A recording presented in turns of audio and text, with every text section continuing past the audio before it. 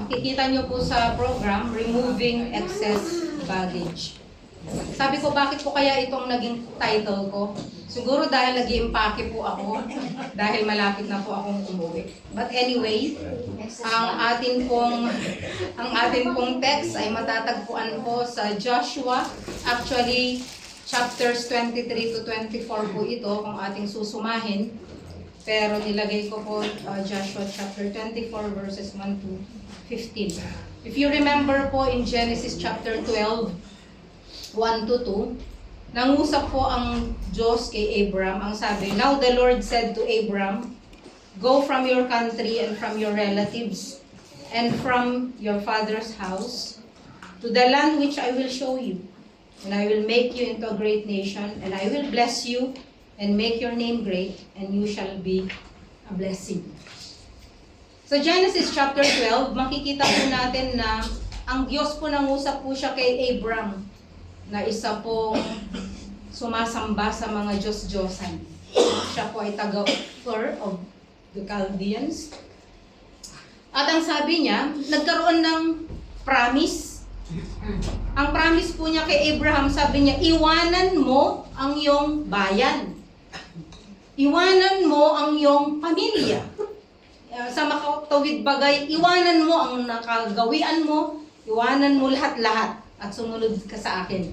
At pumunta ka sa isang lugar na ipapakita ko sa iyo. Ibig sabihin, walang idea si Abram kung saan ba ito.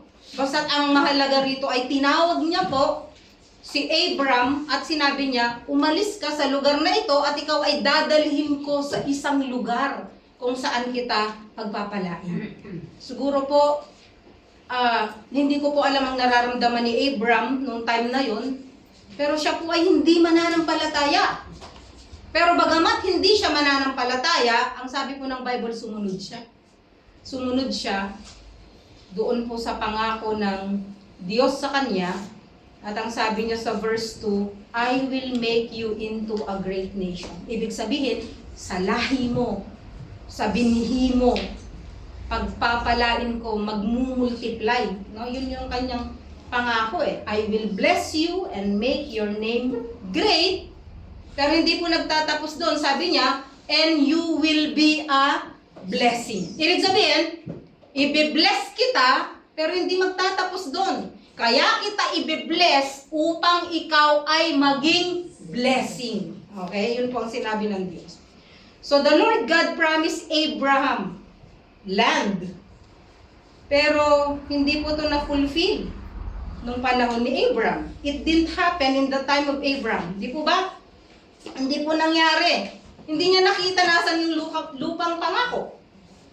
It didn't happen with his son Isaac. It didn't happen with Jacob. Bakit? Because they were all taken down to Egypt. Naging alipin pa nga ang mga Israelita doon. So kung titignan natin, parang natakpan yung promise. No? Yun yung pangako po ng Diyos kay Abraham sa kanyang pagsunod. It took him years. It took years. No? Pero sinungaling ba ang Diyos? Hindi po siya sinungaling. No? So in Egypt, God raised another leader. Sino po yun? Moses. So Moses is now going to lead these people into the land. Siya na po yung naging deliverer. Pinalaya niya po ang mga Israelita out of the land of Egypt. And so now they're in Egypt. Moses led them across in the wilderness na dapat 14 days lang. But it took them 40 years. Imagine, ang blessing para sa promised land, 2 weeks lang, ganun kasandali. The blessing of the Lord, sana subito. Pero dahil sa disobedience, ang nangyari, it took them 40 years in the wilderness na umiikot sa kawalan. No? Sometimes people are in the wilderness. Paikot-ikot ka lang sa buhay mo. It's because of disobedience. No? So, ganun po ang nangyari. But Moses never made it also because of disobedience. Natanaw lang niya mula sa malayo. Ang sabi ng Diyos, etong promised land, tanawin mo. Pero hindi ka makakapasok. Isang pagkakamali, hindi po siya nakapasok. No, yun na po ang naging bunga. So, he chose another leader. Sino po yung leader na yun? Si Joshua. So, Joshua would be their savior and deliverer that will take them into the land that was promised by God doon po kay Abraham. Now, imagine, gumamit po siya ng maraming mga tao. Gumamit po siya ng maraming taon. Pero ang Diyos, i-fulfill po niya yung kanya pong pangako dahil siya po ay Diyos na tapat, lalo na po kung ikaw ay tapat. No, madalas pong marinig po sa inyo, ang Diyos po ay tapat, kahit hindi ako tapat. Para bang naging kaugalian na lang po natin na okay lang na hindi ako maging tapat, total ang Diyos naman ay tapat. No? Totoo naman po yun, na ang Diyos ay tapat kahit hindi po tayo tapat. Pero alam nyo po, may marami pong, meron pong mga conditional promises ng Diyos. Ibig sabihin, you cannot just claim these promises kasi merong kondisyon. And yung mga rewards, makikita nyo po yung mga taong pinagpapala. Why? Because they are living in the conditional promises of God. Ibig sabihin, tapat siya. Totoong tapat. Pero may ekstrang pagpapala. Malaking pagpapala sa mga tao na nakaka-meet doon po sa kondisyon ng Diyos para po doon sa pagpapalang yun. So the book of Joshua actually, gustong-gusto ko po itong book of Joshua actually. Gustong-gusto kong binabalikan ng book of Joshua. Kasi makikita mo dito yung lahat naman ng books na nakikita natin dito ang Panginoong Hesukristo. Pero dito makita mo talaga on how they were delivered and how they fought. Imagine 31 kings natalo nila. It's not because of their strength, no? Hindi dahil sa well-trained sila, but because of the goodness and the power of God. Yung first 12 chapters po ng book of Joshua, it deals with the conquest of the land that they had to fight, to possess. No? So there was a promise and there was the possession. Okay? Promise yan, but you have to possess it. No, yun ang sabi ng Panginoon. Pinangako ko yung land na yan, pero may mga nakatira dyan sa land na yan. And you have to drive them away in order to possess that land. Sometimes iniisip natin, napaka-unfair naman. Paaalisin mo yung mga nakatira doon. No?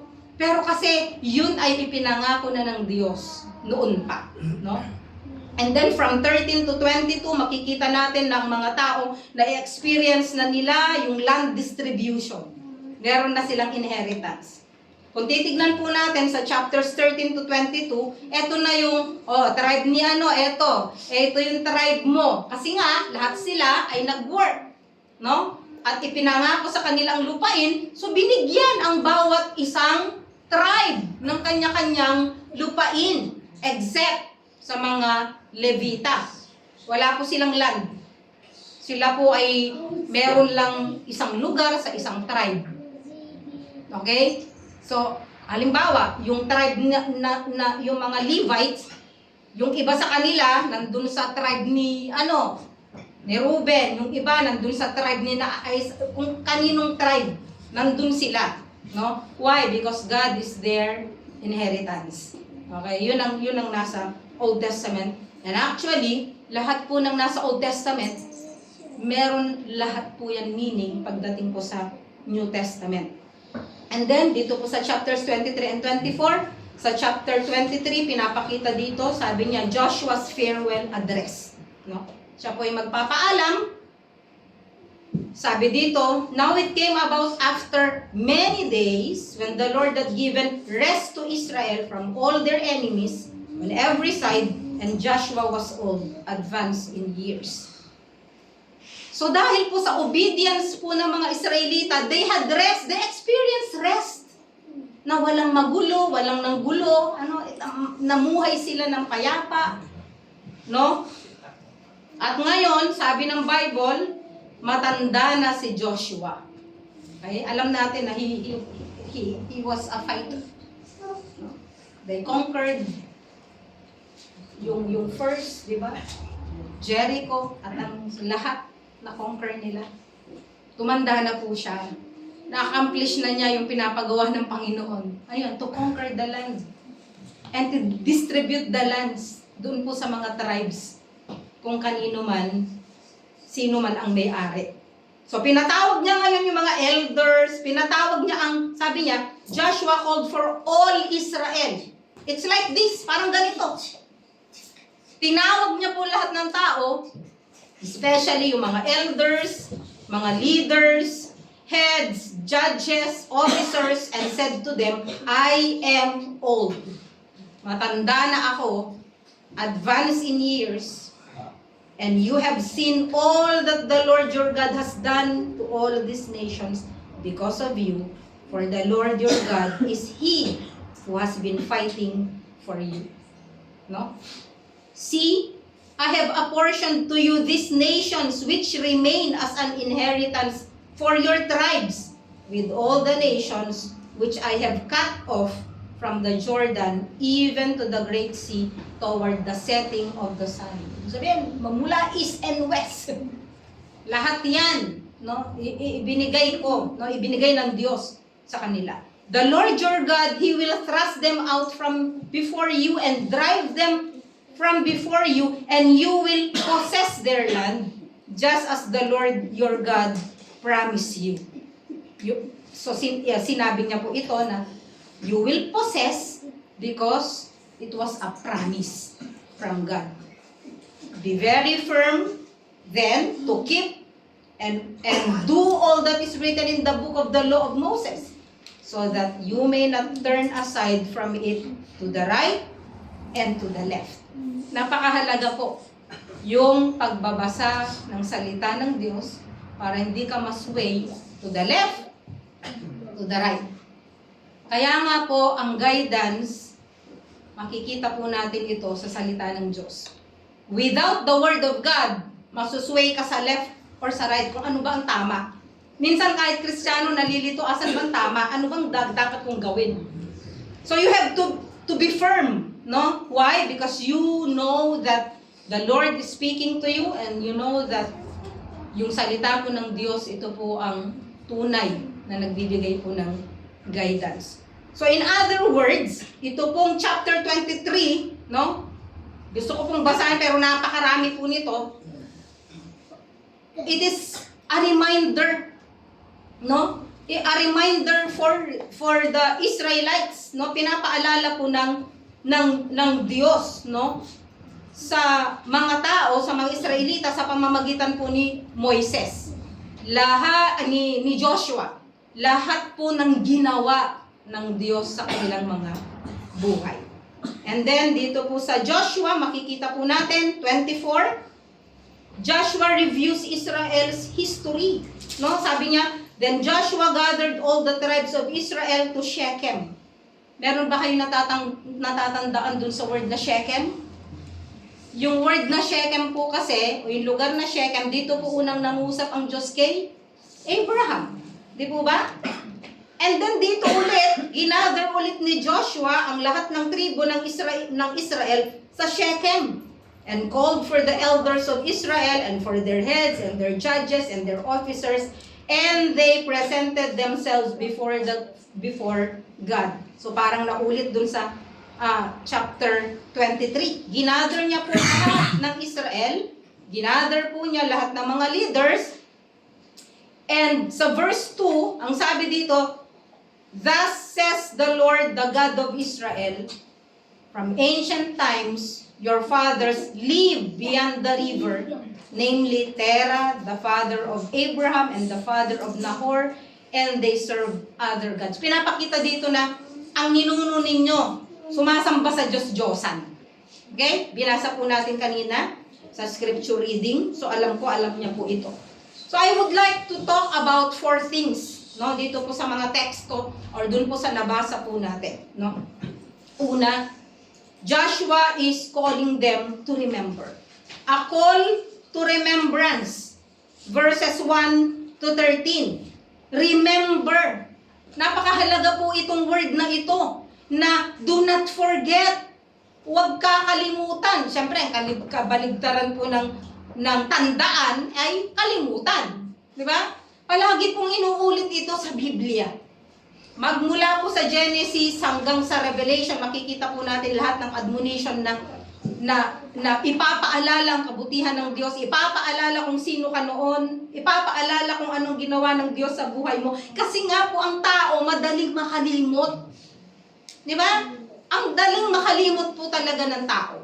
Hindi lang pag tumatanda. Talagang kahit na anong edad, ang tao po ay nakakalimot. Nakakalimot sa mga mabubuting ginawa sa kanila, no? Nakakalimot sa mga pagpapala na binigay ng Diyos kapag dumating ang pagsubok, ang naaalala, yung pagsubok ngayon, hindi niya naaalala kung paano siya itinawid ng Diyos doon sa mga pagsubok na dumaan sa kanyang mga buhay. Parang ganito po yun eh. 100 na pagsubok, 100 na problema dumaan sa buhay mo, nagtagumpay ka. Praise the Lord. Diba? Pupunta ka ng church, ang saya-saya mo, praise the Lord. May dumaan ng pagsubok, Diyos ko, bakit po na para bang entitled ka na ang Diyos lahat ang gagawa para sa'yo.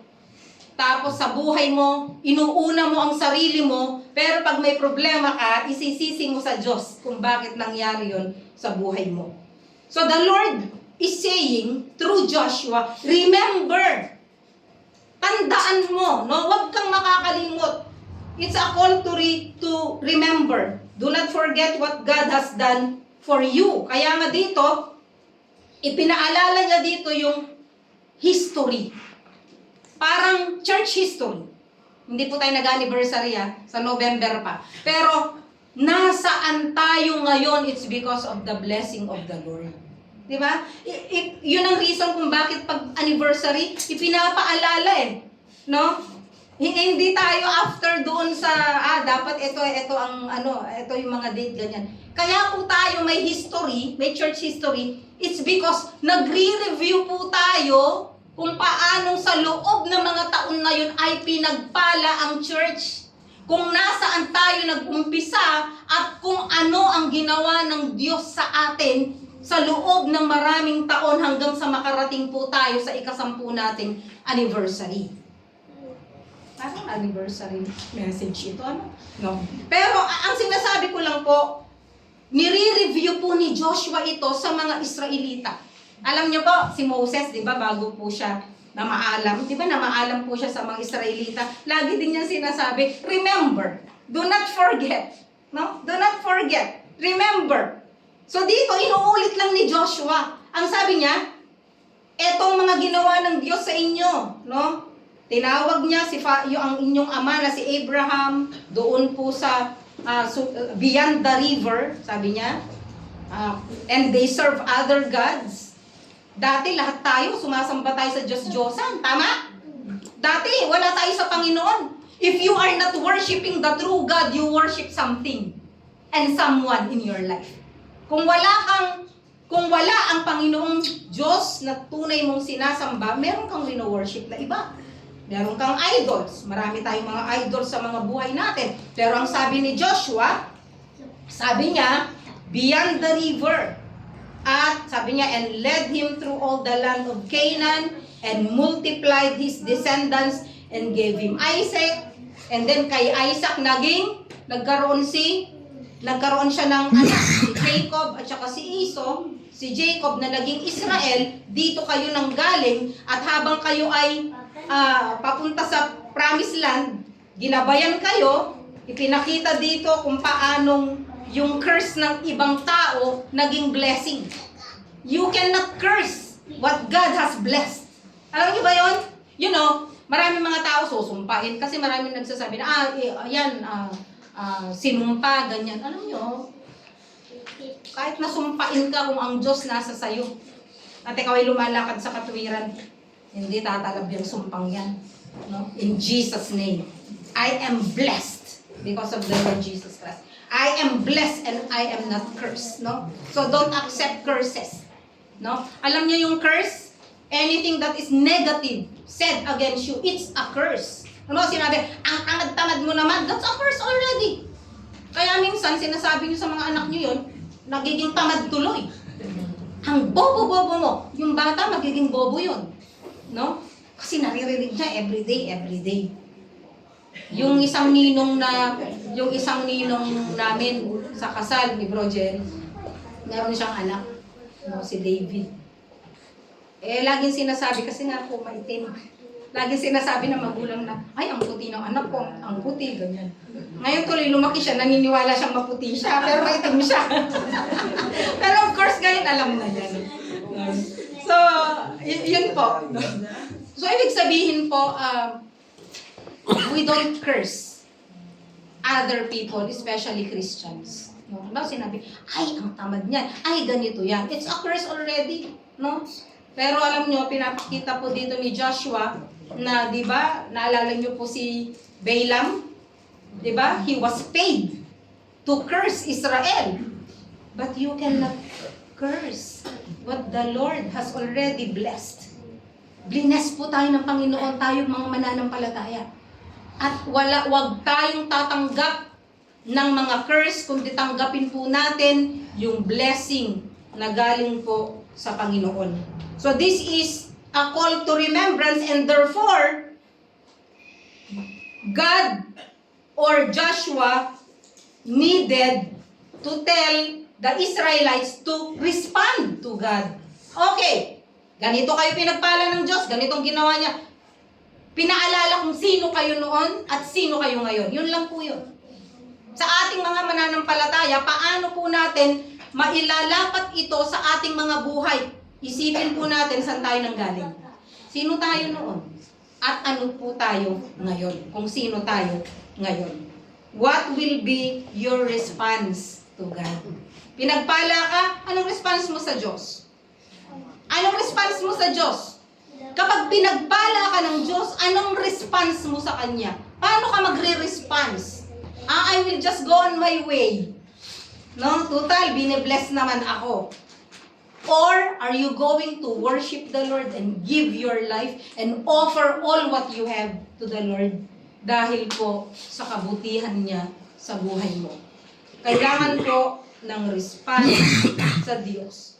And you have to reject pride. No? Huwag niyong iisipin na kaya kayo pinagpala ay dahil nagtrabaho kayo ng mabuti. No. Kapag ang Diyos hindi niya kayo sinamahan sa trabaho nyo, wala kayong success. No? Kaya nga sinasabi po sa Deuteronomy, wag mong iisipin na ang mga bagay na ito ay bunga ng iyong pagpapagad. It is God alone who gave you success in everything that you did. In everything that you do. Ang Diyos po ang pinanggalingan niyan, kahit pa sinabi mong pinagpaguran ko yan. Alam niyo kung bakit? Pag di ka nagising sa umaga, makakapagtrabaho ka pa? Kapag yung tuhod mo masakit sa umaga, makakapagtrabaho ka pa? No? Hindi, di ba? Lahat po, yung kalakasan galing sa Diyos, wala po tayong pag-aari. At ano po ang response po natin? Kung malakas ang ating katawan, ano pong response natin? Magpunta ka sa church. Magpasalamat ka. Okay? Kaya pupunta ako sa pangalawang point. A call to worship. Verse 14. No? Ano pong sabi sa verse 14? Now therefore, fear the Lord and serve Him in sincerity and truth, and put away the gods which your fathers served. Yun ang sabi dito ni Joshua. No? So, ipinaalala niya, a call to remembrance. Pinaalala niya kung sino ang Diyos, anong ginawa ng Diyos sa kanilang mga buhay, and therefore, He is calling them, challenging them to worship. That should be your response kapag pinagpala ka ng Diyos. You should worship the Lord in sincerity and in truth, and put away the gods which your fathers serve. Ibig sabihin, anuman yung hawak-hawak mong Diyos-Diyosan, tanggalin mo yan sa buhay mo. Kasi hindi ka pwedeng magsaserve sa dalawa. Kinakailangan yung heart mo hindi divided. Isa lang dapat ang paglilingkuran mo. Kaya nga ang sabi ni Joshua, di ba? Mamili kayo. Di ba? So he's calling them to worship the Lord. Alam niyo po, ang worship is a lifestyle. Meron tayong personal worship. Yung worship natin ay everyday ng buhay natin, kung paano nalulugod ang Diyos, kung paano natin ino-offer ang ating sarili sa Diyos. That is worship. Your life, your testimony is a worship. And God also wants us to worship as a congregation. Alam niyo po ba yan? As a congregation, kagaya po ng pagtitipon po natin ngayon. Yun po ang kalooban ng Diyos. Alam niyo po ba, gusto ko lang pong sabihin sa inyo ito, no? Online worship, hindi po ito biblical. Kaya po tayo nagkaroon ng online worship. Alam niyo kung bakit? Bakit po? Nag-pandemic. And that was a temporary solution to a temporary problem para makarinig po ng salita ng Diyos ang mga tao. But that is not a substitute for congregational worship. Di ba? Ang online service po ay nakakatulong lang. It is just a supplement. Alam niyo po ba? Sino po sa inyo kumakain? Sino po sa inyo dito ang lagi na lang nagtitake ng vitamins pero hindi kumakain ng kanin, hindi kumakain ng prutas, hindi kumakain ng karne? Sino po sa inyo? Wala, di po ba? Why? Kasi kailangan natin ng totoong food. What is food? Yung kanin, yung prutas, yung ulam, yung kakainin natin mamaya. No? That is real food. Pero, supplement lang po yung mga vitamin C, vitamin D, vitamin kung ano-ano yan. Nakakatulong po. Supplement, nakakatulong. Pero hindi yan yung tunay na dapat mong kainin sa iyong buhay. Alam niyo po, kalooban ng Diyos po na tayo ay may gather as a congregation. You know why? Otherwise, hindi ito pinakita sa Old Testament and even in the New Testament. You know how they worship in the Old Testament? They bring sacrifices. Sabi ng Bible, do not come empty-handed. Ibig sabihin, they are bringing something and offer themselves and their sacrifice before the Lord. In other words, merong effort. Bakit may effort ba mag-online service ka? Anong effort mo doon? Hindi nga natin alam kung natutulog ka, nakahiga ka, kumakain ka, habang nagpipreach ako, bon apetito. Hindi nga natin alam kung naiintindihan o may kausap sa telepono. Tama! Dito nga sa church, may mga nakaupo pero hindi naman naiintindihan ng message. How much more kapag nandun ka sa bahay? Paano ka mag-online? Minsan nga, nagbukas meron tayong nakita. Alam nyo naman ito. Naka-online, naka-join. Nakalimutan mag-sara ng video. May microphone. Nag-uusap naman, ibang pinag-uusapan, tapos naglalakad, namamasyal. Is that worship? Ayoko pong ma-misunderstand po ninyo ako But I want to go direct from what the Lord is teaching. Do not put an excuse na sasabihin nyo, mag-o-online na lang ako. Kung hindi ka naman invalido. God forbid na magkasakit ka ng 1 year or 2 years or mabedridden ka ng 5 years, 7 years so that you will have an excuse not to go to church. Hindi ba naman napakabuti ng Panginoon sa atin? Na kahit hindi tayo tapat, totoo yun, siya yung tapat. Pero kinakailangan po, maging tapat naman tayo sa Panginoon because He deserves our life. Ang buhay po natin. Alam nyo, wala naman tayong pwedeng ibigay sa Diyos Lahat ng meron tayo, sa Kanya rin naman yan Ang gusto lang niya sa atin, obedience. Obedience po mga kapatid. No? Ang online po, praise the Lord, is a supplement. Magbibigyan ako ng example. Si Sis Doris, kasama po natin. Di ba? Member po siya ng Rema, nag-for good siya. And she wants to join. Pero may church siya. She attends church.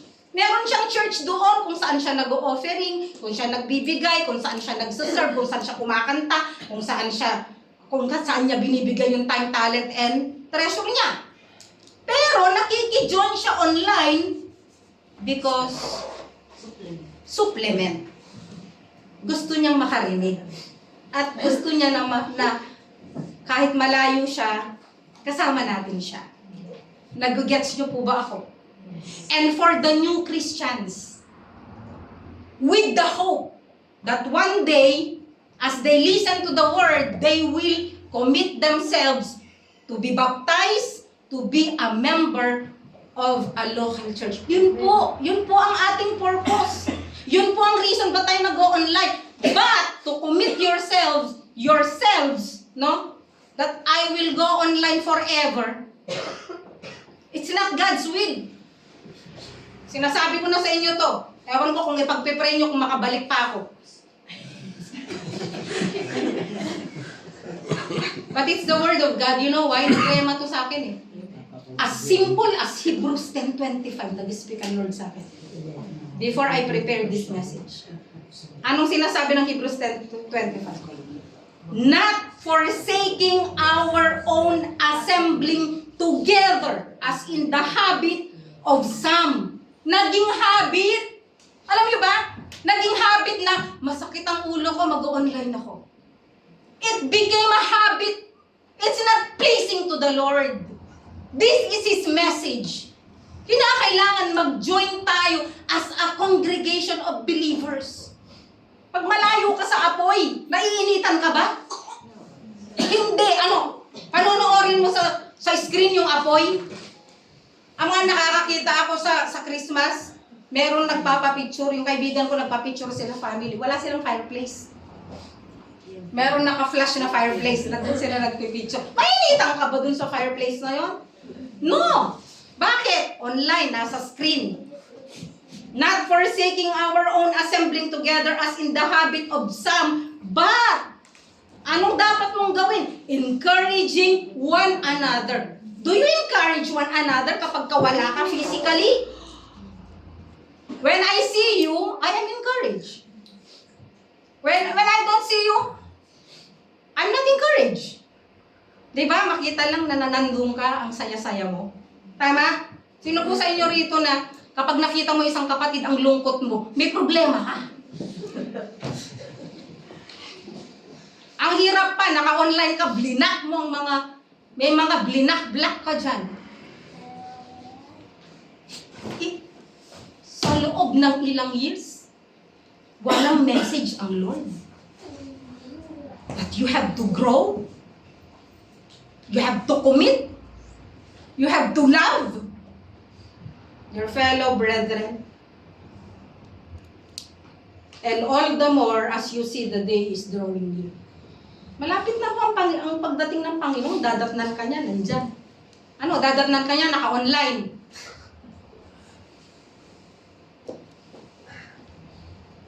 Problema to ng maraming churches, actually. Hindi lang po sa ilang churches.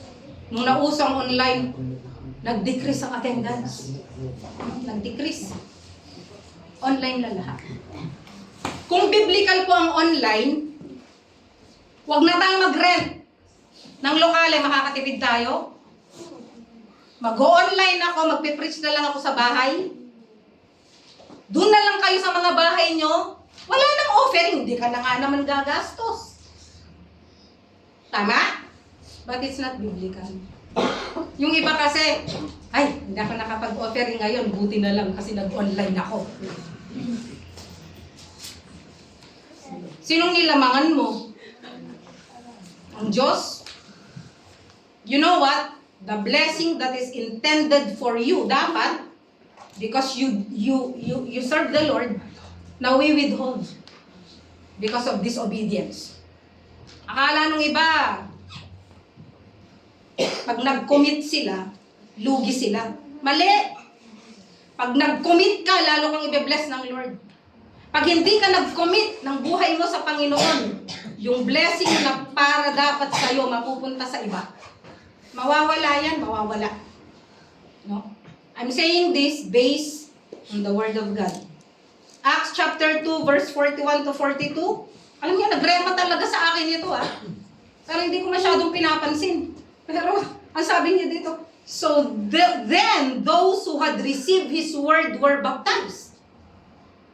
Kung ikaw natanggap mong salita ng Diyos, na unawaan mo ang salvation, magpapabaptize ka. No? Sad to say, maraming iba na baptize dahil pero hindi naman talagang naintindihan. Pwede kang mabaptize na sumunod ka lang sa agos And that day, there were added about how many? 3,000 souls. One preaching, 3,000 souls. Ngayon, 3,000 preaching, one soul. Baligtad na. They were continually, sabi ng Bible, continually devoting themselves to the apostles' teaching. Ibig sabihin, may Bible study. Okay? And to fellowship. Nagfe-fellowship ba tayo? Oo, di ba?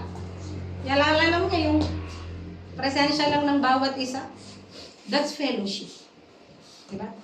Presensya ng bawat isa yung, uy, kumusta ka na? Di ba nakaka-encourage yun? Nalalaman mo na hindi pala malala ang problema ko, mas malala pala problema niya. Hindi na-encourage ka. Kasi kung minsan nasa bahay ka, ang bigat ng problema ko. Pagdating mo sa church, narinig mo yung problema ng isa, ang lala pala ng problema niya. Yung problema ko, wala lang pala yun. Eh di na-encourage ka. Diba? And when you go to a journey, diba? Ito yung sabi ng ito yung sabi kasi ni Joshua. Kung magsaserve kayo, sabi niya, kinakailangan iwanan nyo yung mga Diyos-Diyosan nyo. When you go to a journey, you need a luggage. Hindi naman lahat ng gusto nating dalhin, madadala natin. So, paano ka magre-remove? You bring only what is important, di ba? You bring only what is important. Problema, paano ko aalisin yung extra, yung excess baggage? Dalawa lang palang solusyon. Identify and bring what is important and leave behind what's not important. Ganun lang pala yun. Kasi akala natin lahat importante, gusto nating dalhin lahat, di ba? Pag nagbabalidya tayo, in our journey called life, there are things that you have to live. Live your gods, live your bitterness, live your anger, live the past, in order to live in the present and go to the promised land and enjoy your promised land.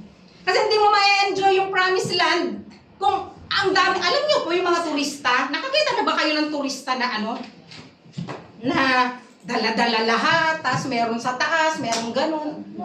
Nakakita na kayong turista, hindi yung mag-enjoy kasi dala-dala niya lahat ng mga baggage. Yung luggage at baggage, di magkapareho yun Yung luggage, yung lalagyan. Baggage, yung bigat, yung karga. Nakakita na ba kayo ng turista na dala-dala ang lahat habang siya'y naglalakad? No. In this life, in this journey called life, you will never enjoy your Christian life kung meron kang dala-dalang mga bagay, mga excess baggage na kinakailangan mong iwanan sa buhay mo para ikaw ay makapagpatuloy sa iyong paglalakbay bilang isang Kristiyano. No? You bring only what is important. Ano yung important? Your faith. Your commitment to the Lord. That's important. No? Pangalawa, ano yung aalisin mo? What are the excess baggages in your life? Idolatry. Sabi ko nga kanina, when you do not worship God, you worship something. Merong mga bagay na sinasamba tayo or ginagawa nating Diyos-Diyosan. Anything that is first before God, no? Yun po ay Diyos-Diyosan. Akala natin, yun lang ribulto No. Anything na hindi mo mabitiwan, para maglingkod sa Panginoon. Diyos-Diyosan po yun. No? Throw away everything that is not pleasing to the Lord. No? Sa dami ng sermon, sa dami ng Bible study, nalagay mo na lahat sa utak mo, walang application sa buhay mo, may galit ka pa rin sa kapatid. Hindi ka nag-worship kasi nakikita mo ang kapatid. Baka hindi ka kapatid. Kaya nga lagi mo sinasabi di ba? Beloved, let us love one another. For love comes from God. And those who were born of God, meron po silang love sa kanilang mga buhay. Verse 15. Punta po tayo sa verse 15. Ang sabi niya, it is disagreeable in your sight to serve the Lord. Choose for yourselves today whom you will serve. It is a call to make a choice. It is a call to make a choice. Kanina, a call to remembrance, and then a call to worship. Now is a call to make a choice. Narinig nyo na itong sinabi ko, mamili kayo. Bahala na kayong mamili. Choose for yourselves today whom you will serve. Whether the gods which your fathers served, which were beyond the river, or the gods of the Amorites in whose land you are living. No? But, sabi po ni Joshua, bahala kayo kasi nga, hindi ko saklaw ang choice nyo. Halimbawa, sasabihin ko lang lahat ng gusto kong sabihin, pero hindi ko saklaw ang choice nyo. Kayo ang mamimili. Hindi ko pwedeng i-impose kung ano ang dapat sa inyo. Pero sabi ni Joshua, but as for me and my house, we will serve the Lord. That's a leadership from a godly man. Dapat ang mga men dito sa Rema, sinasabi nyo yan, as for me, hindi mo sinabing, as for me only, as for me and my house, we will serve the Lord. Kung ikaw ang lalaki, kung ikaw ang padre de pamilya, see to it. Asawa mo, kasama mo. Anak mo, kasama mo. Sa pananambahan. Kasi yun pong commitment ni Joshua na dapat siguraduhin mong ligtas sila. Kasi sa isang pamilyang hirap, ligtas ka, tapos yung anak mo hindi mo alam kung saan pupunta pag namatay. Saan siya pupunta kung hindi siya ligtas? Be sure, be very sure na ligtas ang sambahayan mo. Sabi po ng Bible, but as for me and my house, we will serve the Lord. Kaya kapag meron pong hindi nagsaserve sa atin pong kapamilya, it's time for us to pray. It's time for us to pray. Alam niyo po ba na pinakamalaking blessing yan? It's not material Alam niyo, ang material kasi lumilipas yan Okay, na-enjoy mo ngayon, marami kang ipon, marami kang pera. Isang iglap nawawala yan. Masunugan ka lang, wala na. Mawalan ka ng trabaho, wala na. Kana, may magkasakit, wala na. Lalo na kung sa Pilipinas. Pero ang pananampalataya po, yan po yung sinasabi ko na may eternal value. Mamatay man tayo. No? Ano man ang mangyari sa mga bangkay natin, bangkay lang yun. Pinakamahalaga yung kaluluwa po natin. No? Make a choice. Mamili ka.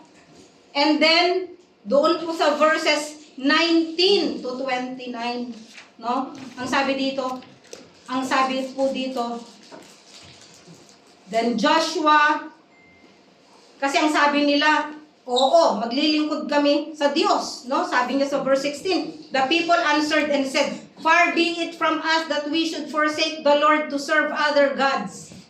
No? For the Lord our God is He who brought us our fathers up out of the land of Egypt from the house of bondage, and who did these great signs in our sight and preserved us through all the way in which we went and among all the peoples through whose midst we passed.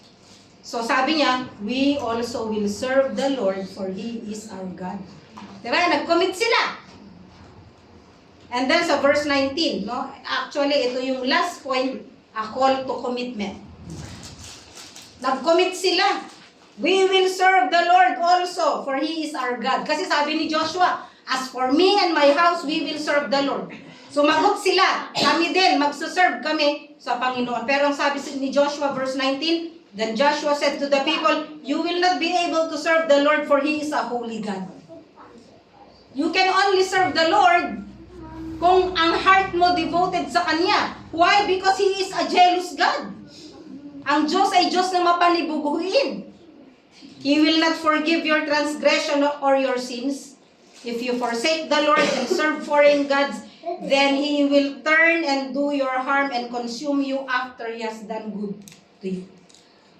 Ibig sabihin, hindi siya mangingimi na magbigay po ng karampatang disiplina. No? Kapag iniwan nyo siya. If you forsake the Lord and serve other foreign gods. Foreign gods, ibig sabihin, yung mga gods na na-introduce, hindi po ang Diyos. The people said to Joshua, no, but we will serve the Lord. How many times do we say that? No, maglilingkod ako sa Lord habang ako'y nabubuhay. Diba? Sana nga, purihin ang Panginoon. Kailangan natin ang kalakasan ng Diyos upang maglingkod ng tuloy-tuloy. Maaaring kuminsan nadadapa tayo. Pero ang anak ng Diyos nagpapatuloy. Nagpapatuloy sa maglilingkod. So, ang sabi dito,